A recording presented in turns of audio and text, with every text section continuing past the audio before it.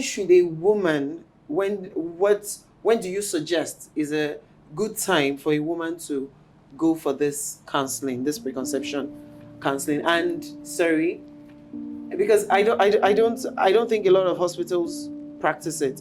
Can a woman just walk into the hospital and, oh, I want to see a doctor just for an all-round health check?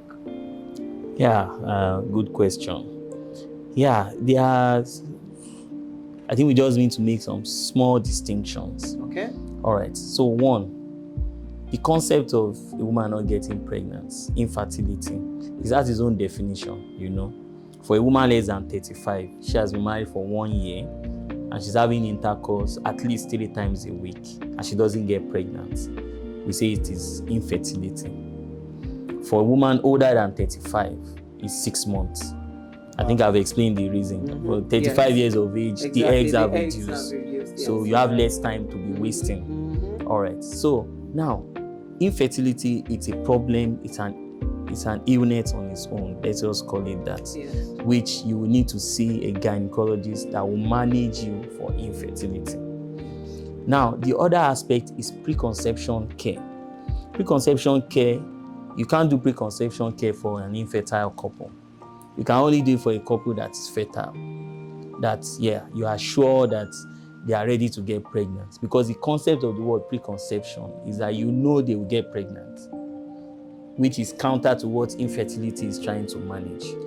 But you can manage the infertility. Okay. And once you are sure that you have achieved results with your managing infertility, you can now move the patient over to preconception care. Okay. That, I know that with what I've done for this couple, with the root causes of what they have, I'm sure they're going to get pregnant in the next 3 months or in the next 6 months. Okay. So in a case like that, those are the people you now take to preconception counseling.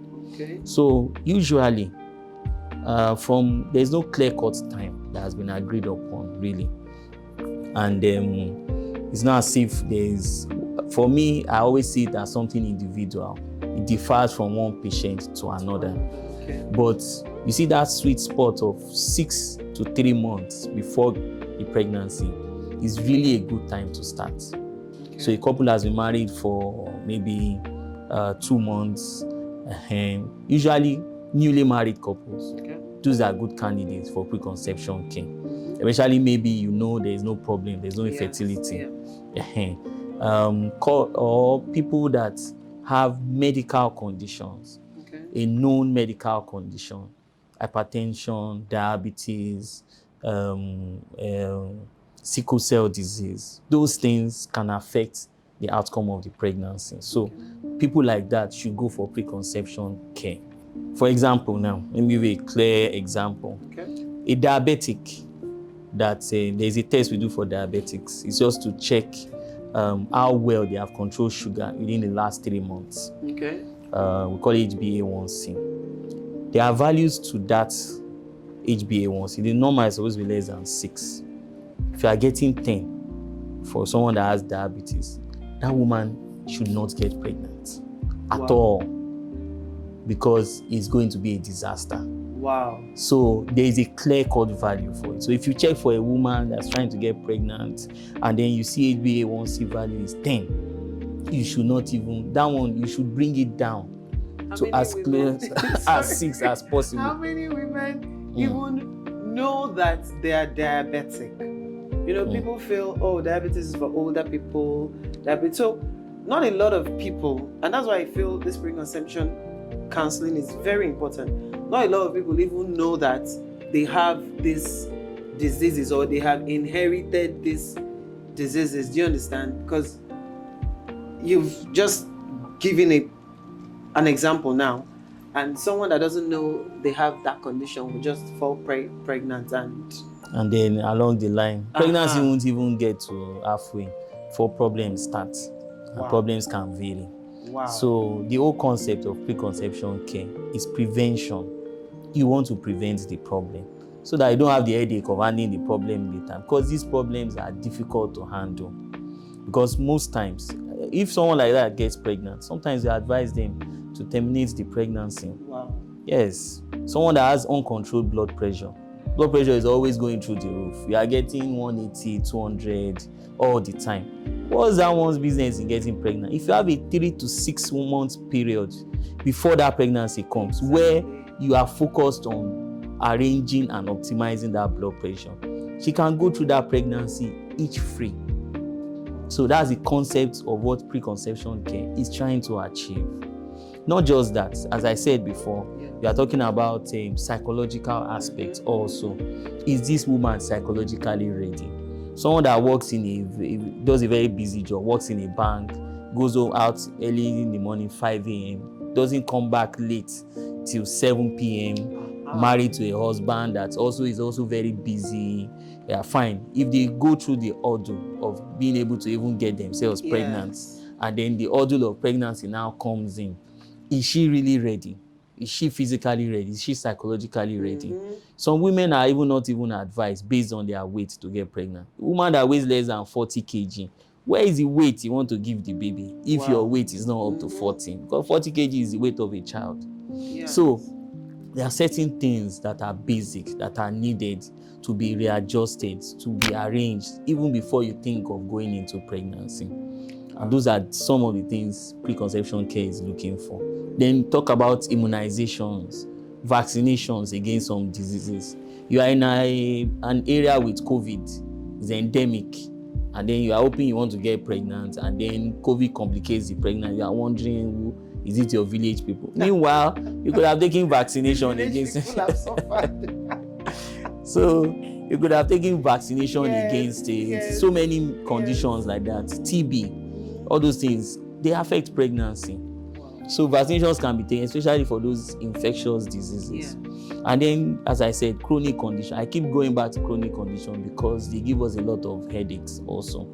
You wonder, I once had a patient, I can give you an example. I once had a patient that she was like in her 50s or so, maybe early 50s. She has thyroid issues. In fact, she had a tube in situ, tracheostomy tube. Wow. And she has some other medical conditions also. But apparently she has been trying to get pregnant for a while. Somehow, someone helped them and they were managed for infertility. She got pregnant, quite all right, but she was in her early 50s. So the pregnancy was ongoing, everything was fine. Meanwhile, she already did surgery for fibroid before in the past. Just about the time that the planning for the baby to be brought out was being done, the womb ruptured and she started bleeding internally. Fortunately for us, we caught it in time, we did surgery, baby came out alive, the mother came out alive. Oh, thank God. You understand me? So the question was, why would someone like this even bother? You have your thyroid issues to sort out, you have medical conditions, you have your womb was not even old in the first place. So, but we thank God, cases like that do come. But I'd rather not start something like that by preventing it in the first place than have to battle with that much danger, that much risk. Because this woman, some patients are not even forthcoming with this. All this information. So, and with this woman I'm talking about was, I remember then during the surgery she was practically gone because there was no blood. Wow. Fortunately for us, we got a lot of blood for her. Wow. By the following day, she was active, she was awake, she was conversational. So you understand me? And the womb busted. Most of the time when you hear the womb has busted, forget it. If you are lucky to get the woman alive, you have tried. So nobody thinks about baby in that cases like that. Yeah. So I had one recently also. That one was even much worse. Because that woman had fibroid surgery. Maybe like just a few months ago. And she's already fully pregnant. Full time, about to deliver. What was crazy was that if you have fibroid surgery and you get pregnant, the pregnancy is not extended for long. Okay. No, you cannot carry that one to due date. Wow. We will fix a date that is closer so that we can salvage out something. To cut a long story short, the womb busted also. And she came, in fact, what was funny was that they were planning to do surgery for her on her EDD, which is very dangerous. Yeah. So you can imagine. Unfortunately, that one did not make it. So cases like that do come. For someone that had fibroid surgery, we give you time, let the womb heal, and then we plan it properly. So that is the concept of preconception care. You want to avoid trouble, you want to avoid problems. Sicklers, patients that are HBSS, we call them HBSS patients, that are sickle cell disease. There's a limit to the number of pregnancies we encourage them to carry. Once they do 2 pregnancies, we want to stop, because subsequent ones come with risk. Yeah. Women that have had infertility for a time and then they want to do IVF and they come and demand triplets, as far as we are concerned, it is something with triple issues, something with problems. Wow. Because carrying 3 pregnancies for an old woman that's possibly diabetic and hypertensive, outcome is not going to be good. Yeah. So, but sometimes we do get lucky. But what we should never forget is that for each case that you see, that, oh, you see a 59-year-old, 60-year-old that carried pregnancy, IVF, and delivered, I can assure you that there are about 50 other cases that were not successful, even from the IVF down to the pregnancy itself. Even the mother may be lost, the baby may be lost. So many cases that were not successful. Wow. So those are some of the things preconception care can resolve, can organize, can arrange, so that by the time she gets pregnant, to be itch free. Who says a 60-year-old cannot get pregnant? She can. If you do IVF for her, she carry pregnancy to term safely. But that's if the risks are minimized. So at the end of the day, they can anybody just walk in? Can any of these women just walk into the hospital and say, okay, I need to see a doctor for just to make sure my health is in optimal condition? Yeah. That my reproductive health is in optimal condition. Yeah. And that is where preconception, because sometimes when you come in, they're like, what's wrong with you? What did you notice? Not a lot of doctors are that patient. So can that be done? Yeah, well, what I would say is that it's a work in progress. Okay. To start with, most doctors in the country are medical officers level. What I mean by medical officer is that he has finished his house job, certified as a doctor, working in a hospital. So some of this concept of preconception care is a bit new to some people. So doctors at that level, or doctors that do that work in places like that, if you go and meet them and tell them, I want to just see a doctor to check my reproductive health, unless it's someone that understands what the concept is, they'll possibly turn you away. Madam, is there anything wrong with you? There's nothing wrong with you. Yes. Go back to where you're coming from. You understand? Yes. So it's a work in progress. I think for now, I don't know of any. I may be wrong, but I don't know of any hospital that really offers it exclusively. But it's something that I feel along the line that especially the teaching hospitals, the government hospitals can start and set a yardstick, a platform where it can be done. Where a healthy looking woman, the word healthy looking, can come in and then we check, we do all the necessary tests. We say, fine, don't worry, do this, do that. If along the line you find out she has infertility, you refer her to the infertility clinic. If the infertility clinic people have seen and it's resolved their issues, she can come back to preconception. Okay, yeah, fine, you're getting pregnant. And in fact, exactly. And it's even beautiful if it is IVF that she's even doing. So she can properly plan that, okay, fine, I'm going to do my IVF in 3 months' time. So she can start coming to the clinic. So it's a concept that is a bit new. It's a concept that we are still trying to work on getting it done. For me, as my own practice, if a healthy looking woman comes and says, doctor, I want to check I'll be happy. I'll gladly welcome you. And then we take our time and review. Exactly. But for the average doctor out there, it may seem like a strange thing. But your aim really with it is the concept of prevention. Because not a lot of people even know there's anything like preconception care. Everybody just, I'm trying to get pregnant, I'll go and see the doctor and, I'm not getting pregnant, I'm not seeing anything. The irony is that when they do get pregnant, they don't go for antenatal on time.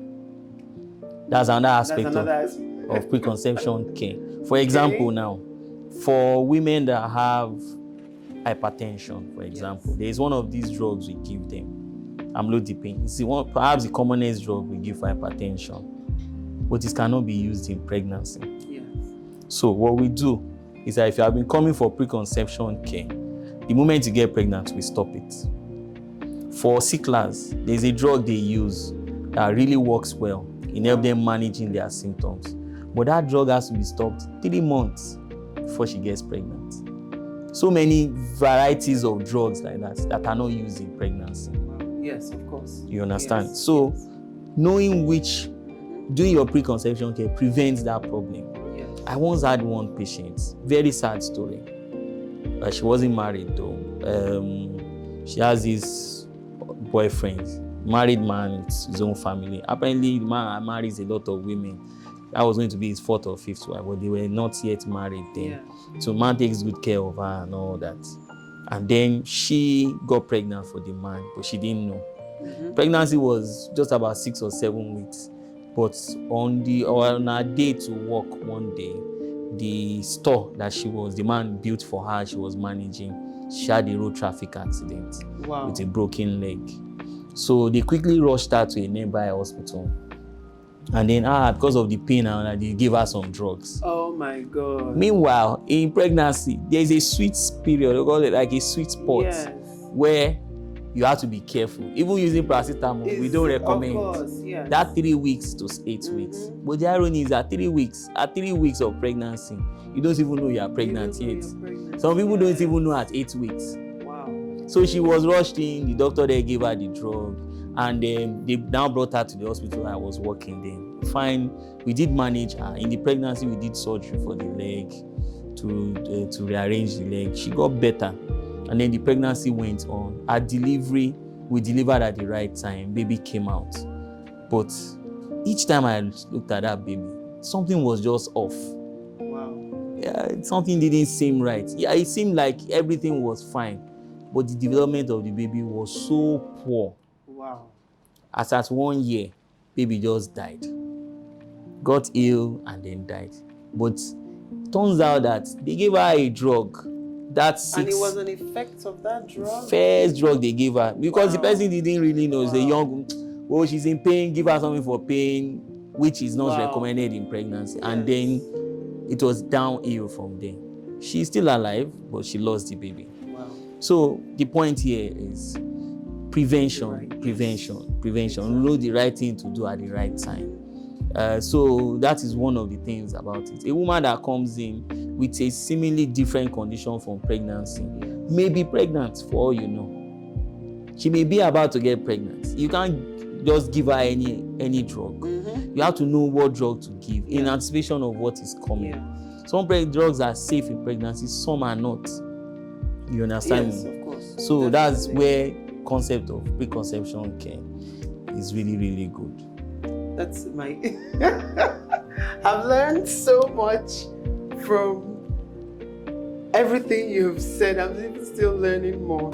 So Doc, you've given us 2 instances, one on the woman that lost her life and the other on the baby that you lost. So you're invariably saying that preconception counseling helps prevent or reduce maternal and fetal mortality. So, can you? Yeah. Thank you very much. So, yeah, the reason why preconception care was even brought up by WHO was to prevent maternal and fetal mortality.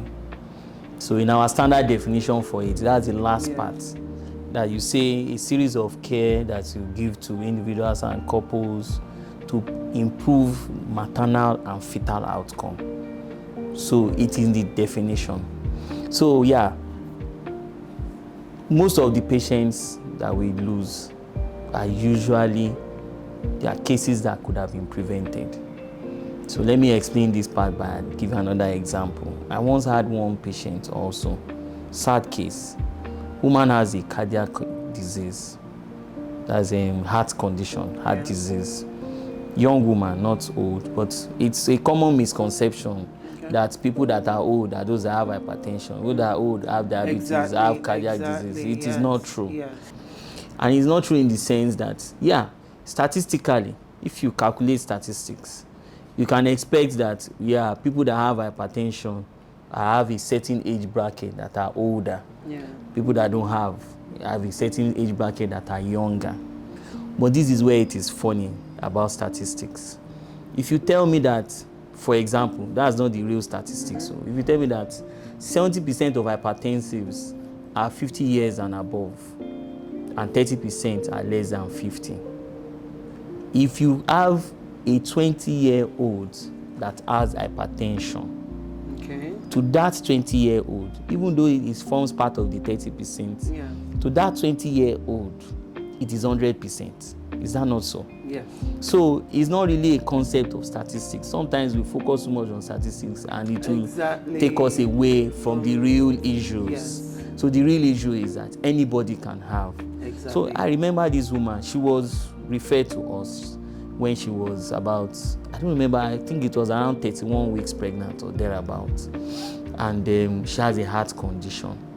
As at the time she got to us, she was already decompensating. Decompensating means that, if something is going wrong with the body, especially with heart problems, heart conditions, the body will first adjust to it. It will change some of the way it works. You go, okay, you can see that this pumping machine, which is the heart, is not working well. So what the body will do is that it will try and readjust. It will first adjust the rate at which it's pumping. It can increase it to counter for that. Then it can try and make sure that the amount of blood is pumping, even though the work is not optimal, can improve a bit. So it's going to modify. So the first response is to compensate. But if it starts decompensating, that means that it has tried to adjust and it is no longer working. So this woman was already decompensating. It was showing that her heart had issues. Then you add the pregnancy to the mix, 31 weeks. And the irony is that cases with heart condition that are pregnant, we prefer to deliver them vaginally. It's not the one that you go and rush and do CS. CS comes with its own risks. We would rather avoid that risk and do vaginal delivery for her. This woman did not make it. She did not make it at all. So she died with the baby still inside. Because at the time they sent her to us, she was decompensated. They just sent her to us as a last resort. What? They sent her to as a last resort. The man has managed and mismanaged and done whatever he wanted to do, and then this woman was close to death, sent her to loot. She got into labor ward, less than 24 hours she was gone. You understand me? So the aim of preconception care is to avoid all these risks. There is one other woman too, very funny story. This woman, I don't know how to describe the size, but if I look at me, maybe like 3 or 4 of me, and she was pregnant. She was morbidly obese. Wow. I'm talking in the range of 40 kilograms per meter square. The average person is around 20, 21, 22. This one is 40, 45. That is how big she was. But the funny thing was, this one didn't have any much risk. It's just that we knew how to manage cases like that. Do you know that the problem with them starts from the bed you are going to use? You need a bed that can handle the weight. Exactly. Starts from the cuff to measure the blood pressure, the kind of so many little details that you may not even pay attention to. Yeah, but this woman, of course, she delivered the baby vaginally and it was smooth. In fact, counting contractions when they are in labor, you can't get it because it's fat that is everywhere. I would rather not do surgery for them also, because surgery has its own risk.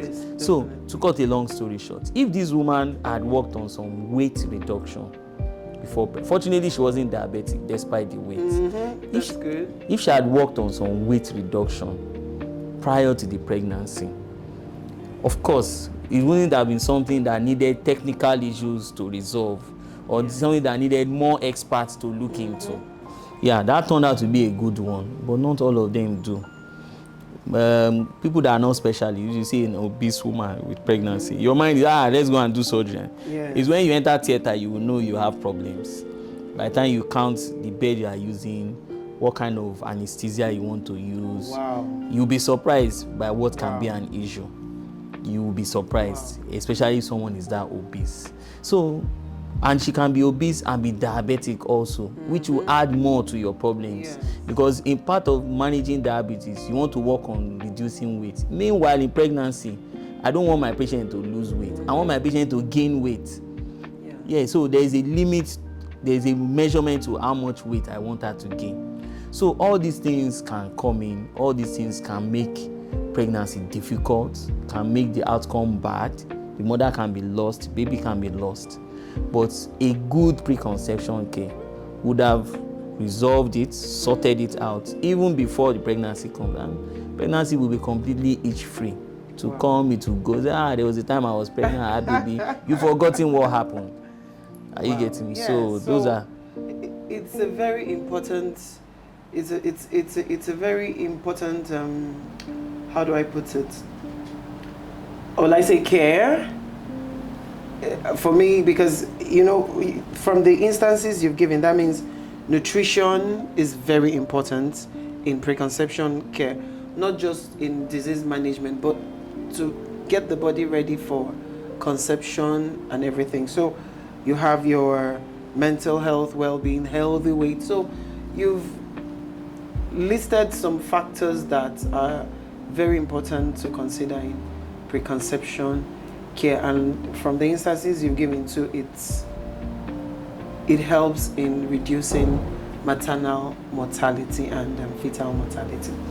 Well, the next question, Doctor, let me balance. Let me balance how to ask this question, because, you know, you said something before when we started on some sexual disorders that can affect fertility. Well, I would say this has to do with fertility, but I will still go ahead and ask this question. So, you know, ladies, you know, when we get around and talk sometimes, you know, we say a few things to each other.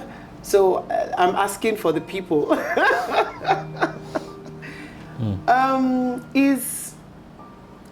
Is not squirting during orgasm a sexual disorder? Yeah. Is it a sexual disorder? Because you see some men being put under pressure, you know, to be sexual performance. Exactly, and it makes them feel inadequate. Exactly, and the women also feel, okay, you're not doing what you're supposed to do, so maybe, you know, so we need you to throw more light on this. All right, so obviously this is a completely different concept from preconception care, so it's more like sexual health. Mm-hmm. Now, I think maybe I should start from the basics. Okay. Yeah, sometimes so many factors can determine what each person's perception of everything else is. And in talking about sex in particular, what perception we have is based from our experiences from the past. And sometimes a lot of people are not oriented in what sex is the right way. And it has happened to plenty people. A lot of people, yes, so which in definitely. its sense can influence their perception. Yes. Now, for young men, young guys, most times it's always through pornography. Even for young women, always through pornography. Yes. Sometimes is maybe they stay in a place where someone else is having, that's where they hear, that's their first experience. Yes. Now, so to start with, I think one of the first things that can be done is that we need to be more open about sex, especially when a child sees her first menses, or when a man has his first erection that is aware. Do you know that by the age of 8, 9, a child is aware that I'm male and that person is female? Yes. 8 or 9. By the age of 11, 12, 13, the girl is going to see her menses. Yes. By the age of 18, let me say 18, because really from the age of 15 or thereabouts, she's almost ready to get pregnant. Yes. But we don't really like Of course, putting that. of course, So of course. our recommendation is from 20 and above. Yes. All right. So by the age of 20, she's ready to get pregnant. Do you know the irony? The brain itself, the development of the brain of a child, is not ready until that child is above 20. Oh, really? Not really. Really. The child is not ready to start understanding what sexual relationship is in terms of the brain development till about 20 years of age. So the question is this: the child is already exposed to sex from the age of 10. She has another 10 years that the brain is really ready to understand and handle it maturely.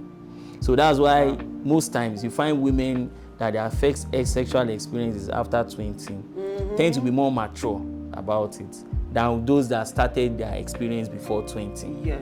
So it goes on like a cycle. So the problem is parents need to learn to talk to their children about what sex, especially when these things happen. You want to wash them away. Some parents don't even understand the concept. So how would they educate their children on things like this? So we need more, more education on, because for me, that's where the empowerment comes in. Exactly. So now, back to the question you were asking about that squirting or not squirting. I don't think I've ever seen it before. That is just me personally. But I've heard of people that have seen it. And for the fact that a woman did not squirt does not mean she has a sexual disorder. But they see it as a form of orgasm, that if you don't squirt, you're not really. Yeah. There are so many aspects. There are so many aspects to sexual health. Okay. That, as I said, obviously the education is poor in our society. Yes. And then, Nigerians generally would like to do that. We are conservative. We don't talk about those things and all that. The truth of the matter is this: if you want to have a healthy sexual life, you need to understand what healthy sex means. Exactly. Yeah. Let me start from the basic fact that, if you notice, when I was talking about development of the sexual organs are ready as at 10, 11, but the mentally is not until like 20. Wow. So what that means is that for you to be able to really enjoy sex, the brain has to be ready for it. So the brain is actually the sexual organ. Our youths need to hear this. It's actually until you're 20 before you can, really enjoy sex. Unfortunately, well, if you talk and talk because and it talk, helps preventing pregnancies, and we need like a wholesome sexual education. Yes. Yeah, and the reason is that sweet gap is usually the time a lot of women lose their virginity, and a lot of men too. And the reason is, if you have seen personal exam, you must have heard of, maybe girls start having sex at 15 and all that. More often than not, the fact that they started having that sex tends to derail them. Yes. You understand? Yes. They go the other way.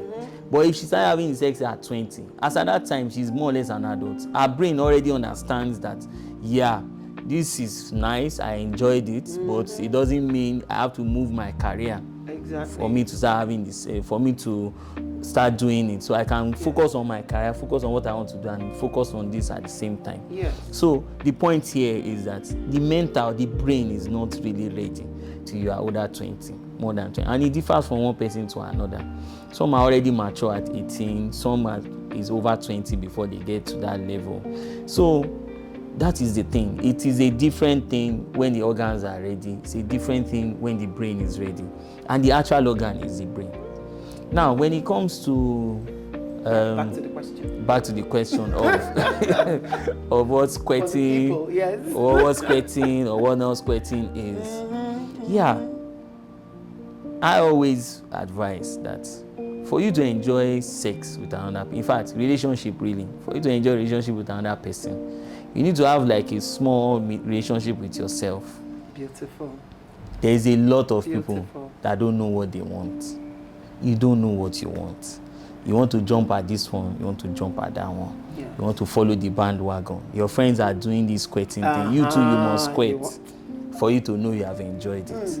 So Trend. it's a wrong, it's a completely wrong perception. Thank you. Yes. So to start with, for you to enjoy sex with someone, you need to know what you like, what you don't like.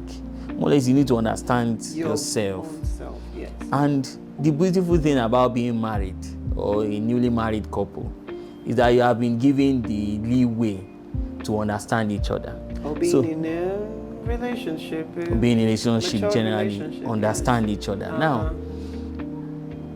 looking at the sexual health aspect, you just got married, maybe wedding night you did or you did not do whatsoever, and then you want to have sex, maybe for the first time. Yes.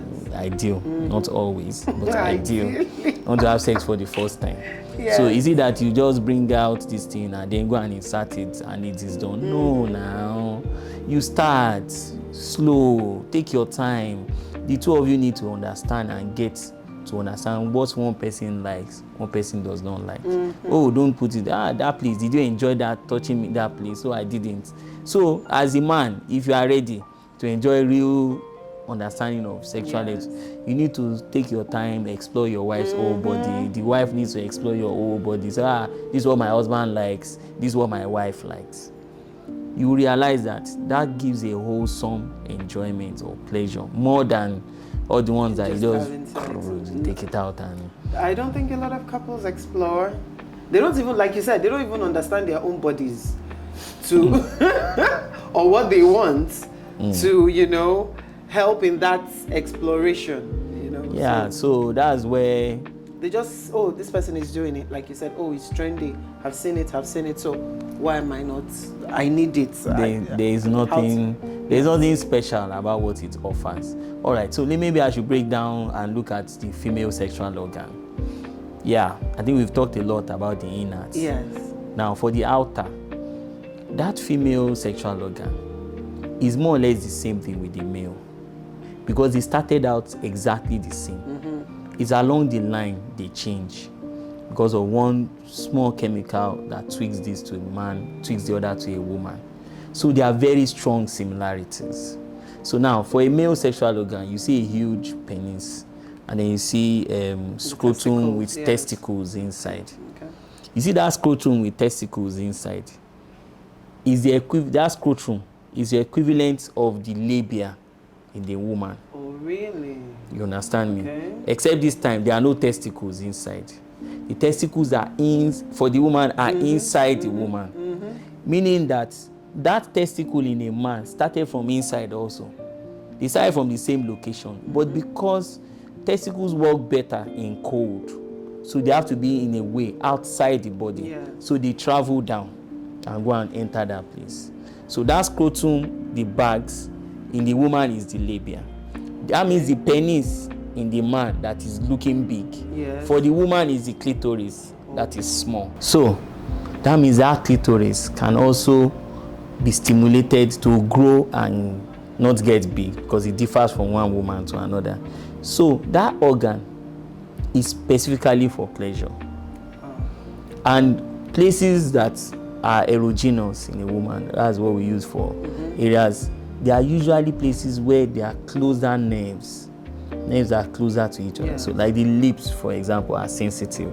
Okay. The nipples are highly sensitive. The clitoris, highly sensitive. Wow. Then the vagina, inside the vagina, is also highly sensitive.